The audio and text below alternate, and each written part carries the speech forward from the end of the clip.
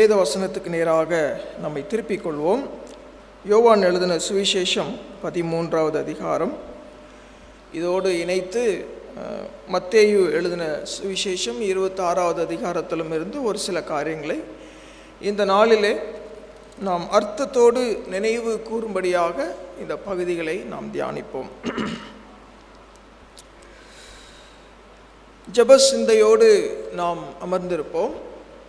மனிதர்கள் அல்ல, மனித திறமை அல்ல, மனித சாதுரியம் அல்ல, மனித அறிவு அல்ல. It's only the Holy Spirit can deliver his word to us. ஆவியானவர் மட்டுமே இந்த ஜீவ வார்த்தைகளை நமக்கு புரியும்படியாக நமக்கு பிரித்து கொடுக்க முடியும். நாம் ஒவ்வொருவரும் அவ்விதமான ஜெப சிந்தையோடு இருக்கும்படி உங்களை அன்போடு கேட்டுக்கொள்கிறேன். இந்த நாள், this day, the church, the universal church remembers this day. நாம் வாசிக்க கேட்ட பகுதியிலும் மத்தேயு எழுதின சுவிசேஷத்திலும் வரக்கூடிய ஒரு காரியம் என்னவென்று சொன்னால், என்னை நினைவு கூறும்படி இதை செய்யுங்கள்.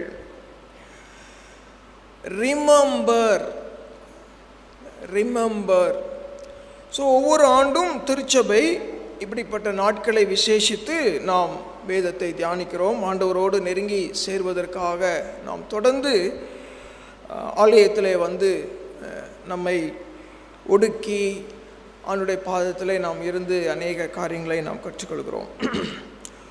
வாட் டு ரிமெம்பர், எதை நாம் நினைவு கூறும்படியாக ஆண்டவர் சொல்லுகிறார்? What Jesus did. ஆண்டவர்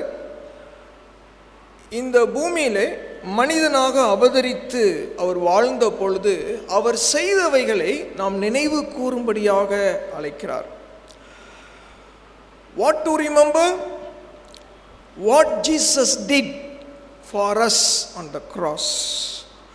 How Jesus lived on this earth. How Jesus lived while he was walking towards the cross.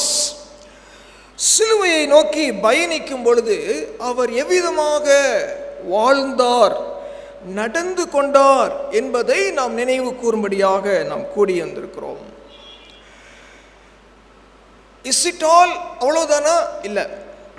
There are so many things that we have to remember. நாம் நினைவு கூறும்படியாக அநேக காரியங்கள் கொடுக்கப்பட்டிருக்கிறது. We are called to remember how Jesus loved people while he was walking towards the cross. சிலுவையை நோக்கி பயணிக்கும் பொழுது வலி, அவமானம், நிந்தை, கேலி இவைகளுக்கு மத்தியிலே அவர் எவ்விதமாக ஒரு மக்கள் கூட்டத்தை நேசித்தார் என்பதை படிப்பதற்காக நினைவு கூறும்படியாக அழைக்கப்பட்டிருக்கிறோம். அது மட்டுமல்ல, how Jesus led his disciples. இந்த 13வது யோவான் 13வது அதிகாரத்திலையும் அவர் அழகா சொல்றாரு, நீங்கள் இதை செய்யுங்கள் என்று சொல்லுகிறார். He has left a model for us to follow. நாம் அவரை பின்பற்றும்படியாக ஒரு மாதிரியை முன்வைத்து சென்றிருக்கிறார். So we are called to study or remember how Jesus led his life. எவ்விதமாக அவர் நடந்தார். அவர் மனிதனாக இந்த பூமியிலே வாழ்ந்தபோது his life was transparent before the disciples. அவருடைய வாழ்க்கை வெளியரங்கமாக சீஷர்களுக்கு முன்பாக வைக்கப்பட்டிருந்தது என்று சொல்லலாம். வந்து பாருங்கள் என்று சொல்லி ஆண்டவர் சீஷர்களை அழைக்கிறதை நாம் பார்க்கிறோம். His life, his private life was transparent. அவருடைய தனிப்பட்ட வாழ்க்கை வெளிப்படையாக இருந்தது. Public life was transparent. அவருடைய பொது வாழ்க்கையும் வெளிப்படையாக அவரை பின்பற்றினவர்களுக்கு இருந்ததை நாம் நினைக்கிறோம். ஒரு தேவ மனிதர் இவ்விதமாக சொல்கிறார், his life while walking towards the cross is the subject for our transformation. The life that he led towards the cross, சிலுவையை நோக்கி பயணிக்கும் பொழுது a very painful moments, மிக மிக வலி நிறைந்த ஒரு காலத்தில் how he lived, how he loved, how he led the disciples, சீஷர்களை எவ்விதமாக நடத்தி ஒரு முன்மாதிரியை வைத்து போனார் என்பதுதான், that is the subject for the church to be transformed every day and every week. கர்மையான தேவனுடைய பிள்ளைகளே, இந்த மாலை நேரத்தில் இதைத்தான் நாம் நினைவு கூறும்படியாக அழைக்கப்பட்டிருக்கிறோம். இட் இஸ் நாட் ஜஸ்ட் ஒவ்வொரு வருஷமும் நம்ம ஏதோ ஒரு நினைவு கூர்ந்து விட்டு போகிற சில காரியங்கள் அல்ல. It is a subject for our transformation. It is a subject for my transformation. It is the subject, he is the subject for the church getting transformed every day. ஒவ்வொரு நாளும் நாம் அவருடைய சாயலுக்கொப்பாக மாறுவதற்கு இவ்விதமான சத்தியங்கள் நம்முடைய அடிப்படை. 3 காரியங்களை உங்களோடு இந்த மாலை நேரத்தில் வேகமாக நான் பகிர்ந்து கொள்ள விரும்புகிறேன். முதல் காரியம், Jesus lived as a servant. தமிழில் ரொம்ப நல்ல புரிகிற தமிழில் சொல்லணும்னா, இயேசு கிறிஸ்து ஒரு பணியாளை போல வாழ்ந்தார். He lived as a servant. இந்த பகுதியில் நீங்கள் நல்லாக வாசியுங்கள். 13வது அதிகாரம் 4வது வசனம் 5வது வசனத்தை யாராவது ஒருவர் வாசிக்க முடியுமா? இல்லை நானே?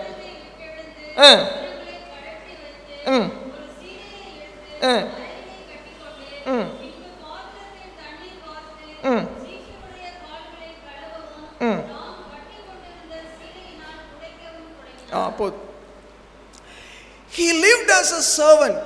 பணியாள், ஒரு வேலைக்காரனை போல அவர் இந்த பூமியிலே வாழும் பொழுது வாழ்ந்தார். ஒரு தேவ மனிதர் விதமாக சொல்கிறார், he knelt down to lift us up. He knelt down. அவர் தன்னுடைய அந்த துணியை எடுத்து தன் அறையிலே கட்டி கொண்டது எதற்காக? to lift us up. என்னை உயர்த்துவதற்காக, என்னை உயர்த்துவதற்காக. கர்மையான தேவனுடைய பிள்ளையில இந்த மாலை நேரத்தில் நாம் அதை நினைவு கூற வேண்டும். He lived to lift me up. He lowered himself to lift me up, to have a fulfilled life in this earth. இந்த மண்ணிலே ஒரு முழுமையான வாழ்க்கையை நான் அனுபவிப்பதற்கு தன்னை தாழ்த்தினார். நம்ம எல்லாருக்குமே தெரிஞ்ச ஒரு காரியம்தான். Jesus knew who he was, where he was there on the creation. What is his role in the Trinity? திருத்துவத்திலே அவருடைய பங்கு என்ன? படைப்பிலே அவருடைய பங்கு என்ன? எல்லாமே அவருக்கு தெரியும் இல்லையா? அதே சமயத்தில் while he came and lived in the earth, he knew what the Father gave him into his hands. தன்னுடைய கரங்களிலே பிதா ஒப்பு கொடுத்த பொறுப்பையும் அறிந்திருந்தார். Now the hour has come. இப்பொழுது நேரம் வந்து விட்டது. நல்லா கவனிச்சுக்கணும். He knew who he was, the glory he has. At the same time, he knew the responsibility the Father has entrusted in his hands. இந்த பூமியிலே மனிதனாக அவதரித்த பொழுது உங்களுக்காக எனக்காக அவர் கையிலே கொடுக்கப்பட்டிருந்த பொறுப்பை அறிந்திருந்தார். இப்போ நேரம் வந்துருச்சு. நேரம் வரும்போது அவர் என்ன செய்கிறார்? He laid aside his glory. He laid aside his glory. தன்னுடைய மகிமையை ஒரு ஓரமாக தள்ளி வைத்து விட்டு, he took a cloth தன்னுடைய அறையிலே ஒரு துணியை கட்டிக்கொண்டு he washed the disciples' feet. He washed the disciples' feet. அவர் சீஷர்களுடைய பாதங்களை கழுவினார். யார் இந்த சீஷர்கள்? He washed the feet of the one who is going to betray him. தன்னை மறுதலிக்க போகிற ஒருவரை கால்களை கழுவினார். தன்னை காட்டிக் கொடுக்க போகிற ஒருவனுடைய கால்களை இயேசு கிறிஸ்து கழுவினார்.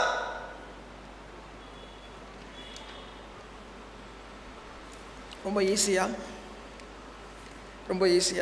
ஒரு மனிதர் விதமாக ஒரு தேவ மனிதர் எழுதுகிறார், clear water, dirty feet.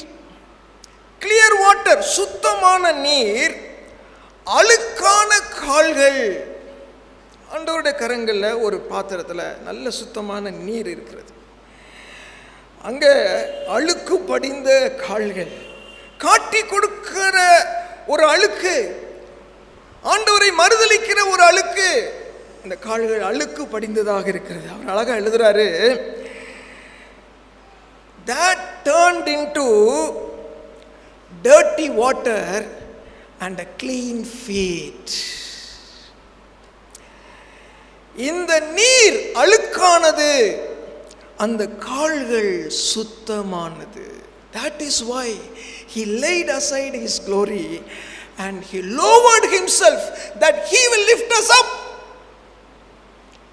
Church should not forget this truth. Church should not forget this truth. He lowered himself. தன்னை தாழ்த்தி உங்களையும் என்னையும் உயர்த்தி சிலுவையிலே நம்மை நினைவு கூர்ந்தார். Clean water, dirty feet turned into dirty water and a clean feet. No wonder, மனிதர் எழுதுகிறார், no wonder these 12 disciples transformed the world. இந்த முழு உலகத்தையும் அசைத்த அந்த சீஷர்கள் 12 பேர், dirty water, clean water and a dirty feet. அருமையான தேவனுடைய பிள்ளைகளே, ஆண்டவர் ஒரு பணியாளாக வாழ்ந்தார். நீங்களும் நானும் அதை we are called to follow that example.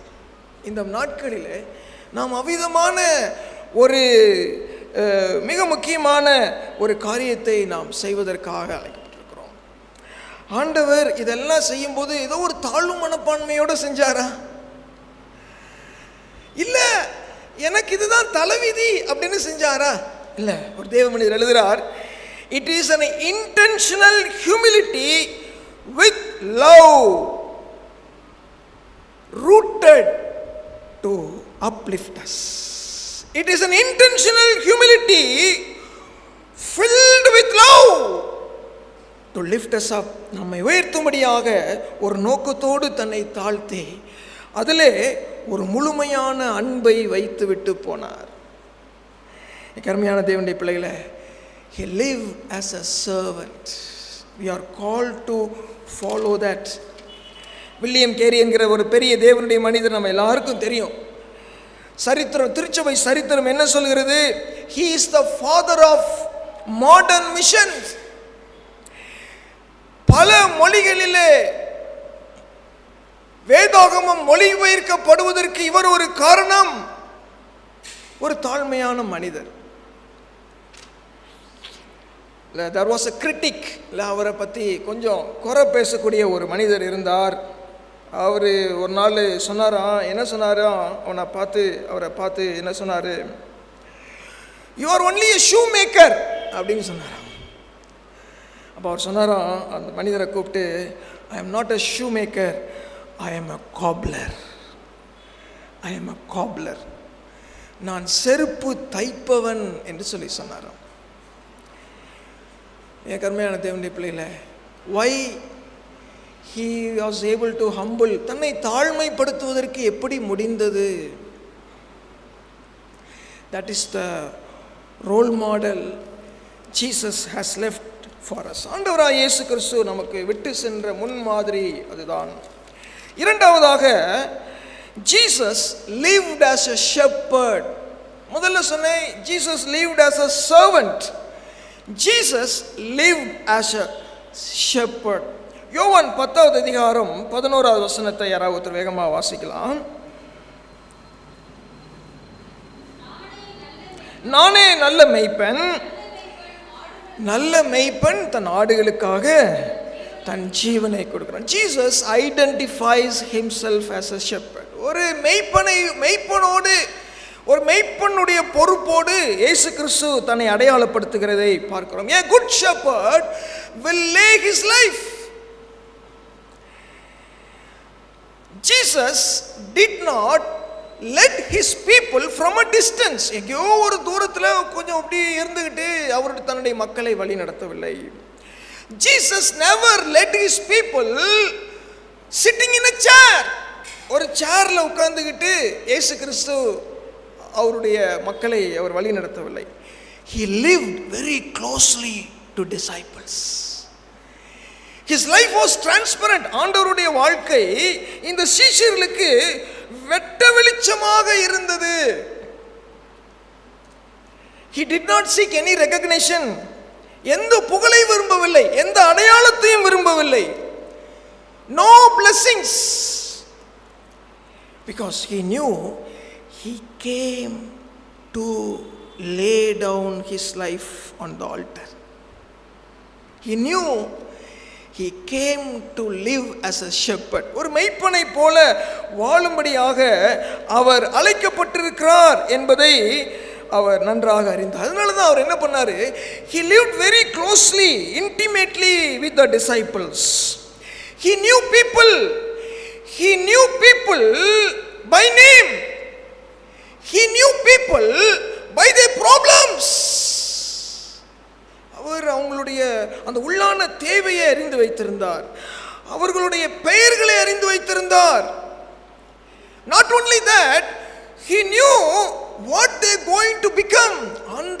இந்த நான் யாரோடு, அதாவது அவங்களோட சாப்பிட்றாரு, அவங்களோட தூங்குறாரு, அவங்களோட நடக்கிறாரு இல்லையா, அவங்களுக்கு முன்னாடி கோவப்படுறாரு, அவங்களோட உட்கார்ந்து வேதத்தை போதிக்கிறாரு, எல்லாம் இப்படி செய்யறது எதுக்காகனா, he knew they are the people following him to become the shepherds of the nation. மெய்ப்பர்களாக மாறக்கூடிய ஒரு பெரிய பொறுப்பிலே ஆண்டவர் அவர்களை வழிநடத்தி கொண்டே வருகிறார்.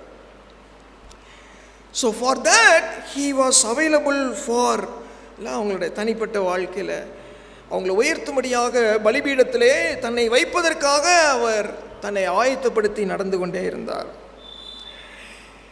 He gave personal attention to people. My dear brothers and sisters, that is the message God leaves us today. He knows them personally. Not only that, as a shepherd, அவர் ஒரு மெய்ப்பனாக ஆண்டவராய் இயேசு கிறிஸ்து அவங்களோடு அப்படி நடந்து போய் கொண்டிருக்கும் பொழுது, you know, they are all going to run away from him. எல்லாரும் என்னை விட்டு ஓடி போயிடுவாங்க, எல்லாரும், ஒரு சிலர் என்ன காட்டி கொடுப்பாங்க, ஒரு சிலர் என்ன மறுதளிப்பாங்க, அப்படி அவருக்கு எல்லாருக்குமே தெரியும். ஆனால் ஒரு காரியம் நல்லா கவனிச்சுக்கோங்க. see, including me, என்னை சேர்த்தா சொல்கிறேன், ஒரு மாதிரி ஒரு ஸ்ட்ரெஸ்ஃபுல்லான சூழ்நிலை வரும்போது, முக்கியமாக பீப்புளோட நமக்கு ஒரு ஸ்ட்ரகிள் வரும்போது, எப்படி நம்ம அந்த டைமில் எப்படி நம்ம இருப்போம் இல்லை? ரொம்ப கடவுளோடு அவரோட ரொம்ப க்ளோஸாக இருந்த people, they have watched him, அவரை ரொம்ப நெருங்கி அவரை பார்த்துருக்குறாங்க. இப்போ எல்லாரும் அவங்கெல்லாம் இவரை கைவிட போகிறாங்கன்னு அவருக்கு தெரியும். He was calm. சண்டே நம்மெல்லாம் அப்படி பர்ஸ்ட் அவுட் ஆயிடும்ல, இல்லை? we will become வேர்ட்ஸ் எல்லாம் அப்படி தடிச்சிட்டு வரும் இல்லை? ஆனால் ஆண்டவர், that is the role model, that is what we are called to follow. He was calm. Not only calm, அவர் அமைதியாக இருந்தது மட்டுமல்ல, he was focused. He was focused. He knew he has to leave an example for them. Not only that, he has to lay down his life for them on the cross. ஒரு மாடலையும் விட்டுட்டு போனோம், அதே சமயத்தில் பலியாகவும் கொடுக்கப்படணும். that is the role of a shepherd. that is the role of a shepherd. ஒரு மேய்ப்பனுடைய பணி. he was focused. அவர் திரும்ப திரும்ப சொன்னார். என்ன சொன்னார்? நான் சிலுவைக்கு நேராக போகிறேன், எருசலேமுக்கு நேராக போகிறேன், நான் மரித்து அடக்கம் பண்ணப்பட்டு உயிர் தெழுவேன். nowhere he got tensed, nowhere he got loosed his words, nowhere he was emotionally burst, because he knew he has to play a role. உங்களுக்கு ஆண்டவருக்கு அவங்களுக்கு ஒரு விட்டுட்டு போகணும்னு சொல்லி அவர் மிக தெளிவாக he owned the people. He sacrificed his life for them. அவங்களுக்காக தன் ஜீவனை அவர் கொடுத்ததை நாம் அந்த இடத்துல இருந்து நாம் பார்க்கிறோம். He lived as a shepherd. Jesus Christ lived as a shepherd. And he is calling us to remember that. இல்லையா? அதில் பாருங்கள் 13வது அதிகாரத்தில் அந்த 16, 17, 17 வசனத்தை அவர் என்ன சொல்றார் பாருங்க. நீங்கள் இவைகளை அறிந்திருக்கிறபடியால் இவைகளை செய்வீர்களானால் பாக்கியவான்கள். Dear brothers and sisters,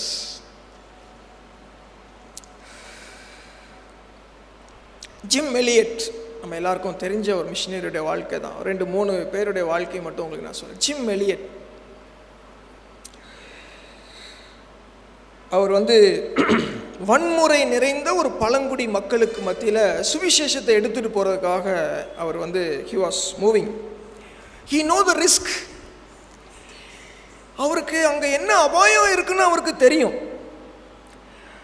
அவருக்கு என்ன ஆபத்துகள் இருக்குன்னு அவருக்கு அங்கே தெரியும். ஆனால் he moved out because he knew, he remembered Jesus. அவருக்கு தெரியும், அவர் போறாரு 4 பேர் கொல்லப்படுகிறார்கள், 4 பேர் கொல்லப்படுகிறார்கள். ஆனால் அவர் இப்படி எழுதினார். அவர் இறக்கிறதுக்கு முன்னாடி தன்னுடைய டைரியில் எழுதி வச்சிருந்தார். he is no fool who gives what he cannot keep to gain what he cannot lose. he is no fool who gives what he cannot keep. எனக்கென்று எதையும் நிரந்தரமாக வைத்துக் கொள்ள முடியாத ஒன்றை நான் இழந்து விடக்கூடாத ஒன்றுக்காக இழப்பது அது முட்டாள்தனம் இல்லை அப்படின்னு எழுதினார். Church should not forget that truth. திருச்சபை இந்த சத்தியத்தை மறந்துவிடக்கூடாது. We are called to be a shepherd. நம்ம we are called to be ஒரு மேய்ப்பனை போல. அவனுடைய மனைவி she returned back, understood, நான் இவர்களுக்கு சீஷன், நான் இவர்களுக்கு ஒரு மேய்ப்பன் அண்டர்ஸ்டாண்ட் பண்ணி she went back. நிறைய மக்களை, அந்த வன்முறை நிறைந்த மக்களை அநேகரை ஆண்டவருக்குள்ள அவங்க வழி நடத்தினாங்க. Jesus lived as a shepherd. ஆண்டவர் ஒரு மேய்ப்பனை போல அவர்கள்ட்ட வாழ்ந்தார். 3வதாக ஒரு காரியத்தை மட்டும் நான் வேகமாக சொல்லி முடிக்கிறேன். Jesus lived as with an understanding that he is the steward for a responsibility given into his hands. நல்லா கவனிச்சுக்கணும். மத்தேயு 26வது அதிகாரம் 27வது வசனம் 28வது வசனத்தை யாராவது வேகமாக வாசிங்க. மத்தேயு 26, 27. பாத்திரத்தை எடுத்து ஸ்தோத்திரம் பண்ணி அவர்களுக்கு கொடுத்து, நீங்கள் எல்லாரும் இதிலே பானம் பண்ணுங்கள்.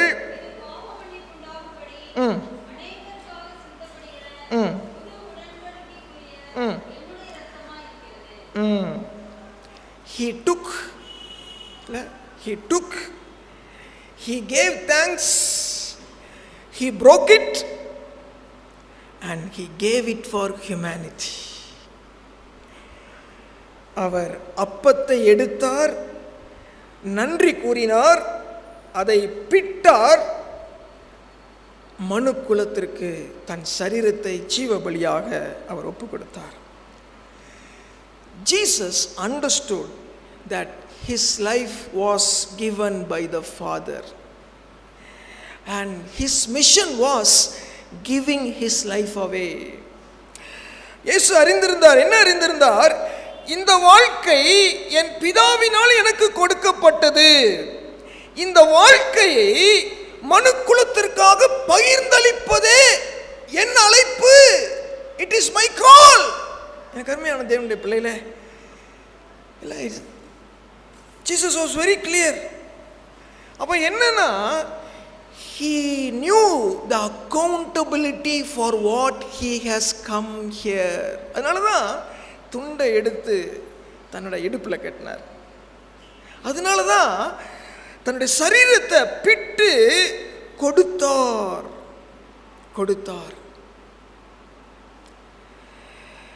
He knew he is accountable. What for he is accountable? He is accountable for two things: leaving an example for the church, leaving an example for you and me to follow, leaving an example for you and me to remember. நீங்களும் நானும் பின்பற்றும்படியாக, தியானிக்கும்படியாக அவருடைய வாழ்க்கை இந்த மண்ணிலே கொடுக்கப்பட்டிருக்கிறது. அதனாலதான் ஒரு தேவ மனிதர் என்ன சொல்றாருன்னா, அவர் என்ன சொல்றாரு, நான் இப்படி எழுதியிருக்கிறேன், there was no panic in his face. There was no panic. He never felt to run away. இந்த இடத்த விட்டு எப்படியாவது ஓடிடலாமா, 12 பேர் நம்மளை காட்டி கொடுக்க போறான். இல்லை, அவருக்கு ஒன்று தான் ஞாபகம் இருந்துச்சு. Today if he pursue the call, எனக்கு அவருக்கு அன்னைக்கு கொடுக்கப்பட்டிருக்கிற அழைப்பில் அவர் முன்னோக்கி போயிருப்பார்னா, போனதுனால today you and me sit here and worship the living God. No panic. he never defended himself. அவர் ஒரு இடத்துல கூட தன்னை டிஃபெண்ட் பண்ணவே இல்லைல்ல. Never defended himself. தன்னை தற்காத்து கொள்ள அவர் ஒருபோதும் போராடவில்லை. he never complained. நம்மெல்லாம் நமக்கு ரொம்ப உதவி, யாருக்காவது உதவி செஞ்சுட்டு அப்புறம் அவங்க மறந்துட்டாங்கன்னா நம்ம என்ன ஆயிடுவீங்க சொல்லுங்களேன்? எவ்வளோ அப்செட் ஆயிடும்ல. கூடையே உட்காந்து சாப்பிட்ருக்கிறாரு, கூடையே தூங்கி இருக்கிறாரு, அற்புதங்களை காமிச்சிருக்கிறாரு, டீச்சிங் எல்லாம் கொடுத்துருக்கிறாரு, தான் வாழ்க்கையே அவங்களுக்கு முன்மாதிரியாக வச்சிருக்கிறாரு. எல்லாம் விட்டுட்டு ஓடி போகிறாங்க, தூங்கிட்டு இருக்கிறாங்க. He never complained. Dear brothers and sisters, the church should understand what is stewardship. உக்ரானத்துவ பணி, பொறுப்புள்ள பணி அப்படின்னா என்ன அப்படிங்கிறது நம்ம தெரிஞ்சு. He lived as an example. He laid down his life for us on the cross. அதைத்தான் இன்னைக்கு கொஞ்ச நேரத்தில் நம்ம நினைவு கூற போகிறோம். ஒரு தேவ மனிதர் சொல்றாரு, did he did with self pity? No. Did he did all these things with identity crisis? No. Did he did all these things with the attitude of pleasing people? சிலர்லாம் நிறைய செய்வாங்க ஊழியத்தில். எதுக்காகனா 4 பேரை பிரியப்படுத்துறதுக்காக செய்வாங்க. ஆண்டவர் அதுக்காக செஞ்சாரா? No. He was very clear. The Father has endorsed a responsibility in his hand. தன் கரங்களிலே கொடுக்கப்பட்டிருக்கிற ஒரு பொறுப்பு, தன் சரீரத்தை பிற்கும்படியாக, அதை நினைவு கூறும்படியாக நீங்களும் நானும் இந்த இடத்துல உட்கார்ந்திருக்கிறோம். He understood that he is a steward.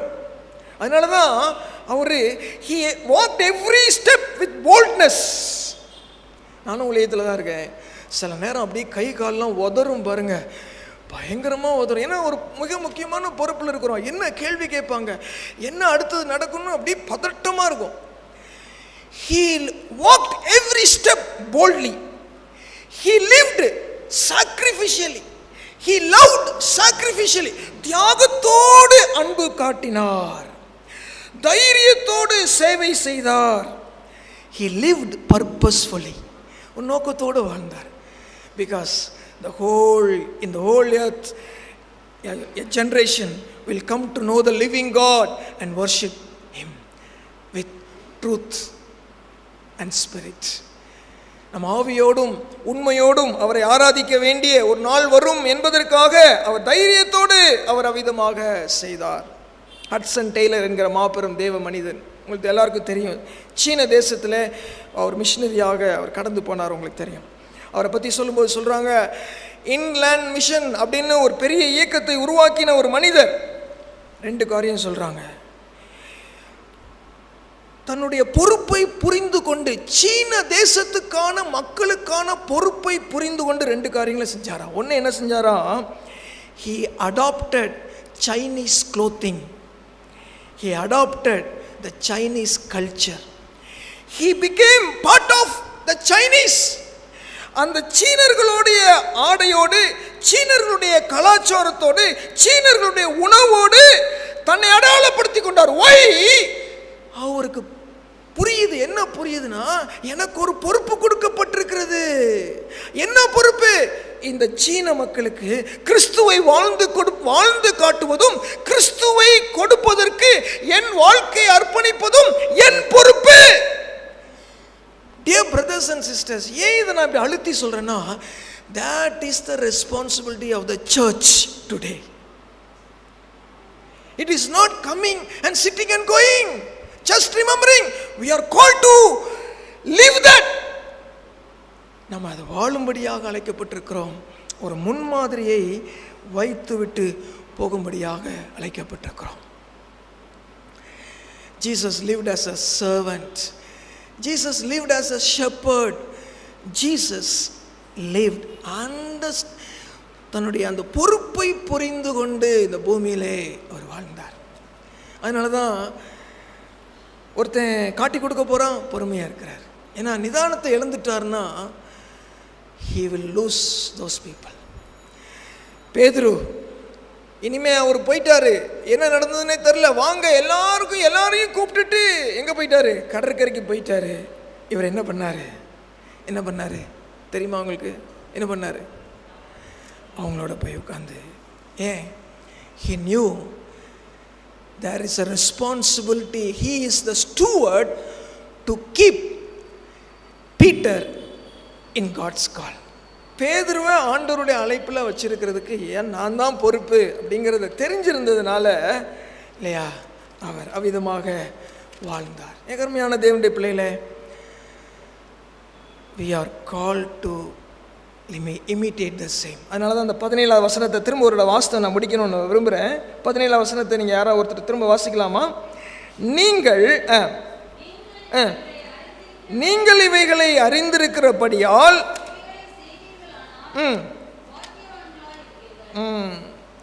செய்வீர்களானால் பாக்கியம். Dear brothers and sisters, there is a great number of people around the church. உங்களை சுற்றி ஒரு பெருங்கூட்டம் அவர் அறிந்து கொள்ளாமல் இருக்காங்களே. when they will come and remember this day inside this church, என்று அவர்கள் இந்த இடத்திற்கு வந்து இந்த ஜீவனுள்ள தேவன் அவர்களுக்கு செய்ததை நினைவு கூறுவார்கள். let us remember that. Mother Teresa had 3 dimensions of life. 3 விதமான பாகங்களை கொண்டது மதர் தெரேசாவுடைய வாழ்க்கை. 1, she lived as a servant. இந்த மண்ணில் ஒரு வேலையாளாக வாழ்ந்தார்கள். எப்படி வாழ்ந்தாங்க? she touched the untouchables. தொட முடியாதவர்களை தொட்டார், அவர்களை எடுத்து பராமரித்தார், அவர்களுக்கு வாழ்வு கொடுத்தார். he lived one among them. Dear brothers, unless we become one among the society, we cannot exhibit Christ to them. ரெண்டாவது, she was a shepherd. ஒரு மேய்ப்பனை போல வாழ்ந்தாங்க. ஏன் அப்படின்னா எப்படி சொன்னாங்க? she gave individual attention to people. a shepherd gives individual attention. ஒரு மேய்ப்பன் தனிப்பட்ட விதத்தில் அவங்களுக்கு அக்கறை காட்டும். Teresa, she gave individual attention. That is the need of the church today. Third thing is, she lived under தன்னுடைய அந்த ஸ்டூவர்ட்ஷிப்பை புரிந்து கொண்டு வேதத்தில் அவருடைய சரித்திரத்தில் இப்படி எழுதுறாங்க. எப்படி எழுதுறாங்கன்னா, the first women to develop a movement for compassion, a movement for compassion. She knew the work should not die. When she dies, she know that she has to develop a number of people who will take out this compassion. இதே மனதுருக்கத்தை சுமந்து செல்லக்கூடிய ஒரு இயக்கத்தை உருவாக்கினார்கள். Methodist Church is one among them, and we are called to take the same compassion, living a witnessing life, laying down our life on the altar to bring more flocks into his fold. கண்ணில் மூடி ஜெபம் பண்ணலாமா? கருமையான தேவனுடைய பிள்ளைகளே, இந்த மாலை நேரத்தில் நினைவு கூறுவதற்காக வந்திருக்கிறோம். இது வெறும் நினைவு கூறுதல் அல்ல, வாழ்ந்து காட்டுவதற்கான அழைப்பு. வெறும் வாழ்ந்து காட்டுவது அல்ல, உங்கள் வாழ்க்கையை பலிபீடத்தில் வைப்பதற்கான அழைப்பு. If disciples has to multiply, if one Jesus has to become a 12 disciples, Jesus has to keep his life on the cross. That is the same responsibility God has endorsed into our hands. நல்ல பிதாவே, இந்த மாலை நேரத்துக்காக நாங்கள் நன்றி செலுத்துகிறோம். ஜீவ வார்த்தைகளுக்காக நாங்கள் நன்றி செலுத்துகிறோம். இதை நினைவு கூறுங்கள் என்று சொன்னீர். ஆண்டவரே, உம்முடைய சரீரத்தை உடைத்து பிற்க கொடுத்து நன்றி செலுத்தி ஆண்டவரே எங்களுக்காக உம்மை கொடுத்தீரே, நன்றி செலுத்துகிறோம். சீஷர்கள் அதை பின்பற்றுவதற்காக அழைக்கப்பட்டார்கள். திருச்சபை அதை பின்பற்றுவதற்காக அழைக்கப்பட்டிருக்கிறது. ஆண்டவரே, எங்களுக்கு உதவி செய்யும், எங்களுக்கு உதவி செய்யும். Not to let us, and நாங்கள் ரிமெம்பர் பண்ணுறது மட்டும் இல்லை சுவாமி, help us to live, help us to sacrifice, help us to understood that we are stewards for what been entrusted into our hands. மண் பாண்டங்களிலே எங்களுக்கு கிடைக்கப்பட்டிருக்கிற சுவிசேஷத்தை ஒரு சமுதாயத்துக்கு கொண்டு போக நாங்கள் பொறுப்பாளிகள் என்பதை மறந்து விடாதபடி எங்களை காத்துக்கொள்ளும். இந்த நாட்களிலே அந்த நினைவு கூறுதலோடு இந்த நாளில் உம்முடைய ராபோஜனத்திலே நாங்கள் பங்கு பெற எங்களுக்கு உதவி செய்யும். தாழ்த்தி அர்ப்பணிக்கிறோம். இயேசுவின் மூலமாய் ஜெபிக்கிறோம் எங்கள் நல்ல தகப்பனே, ஆமென்.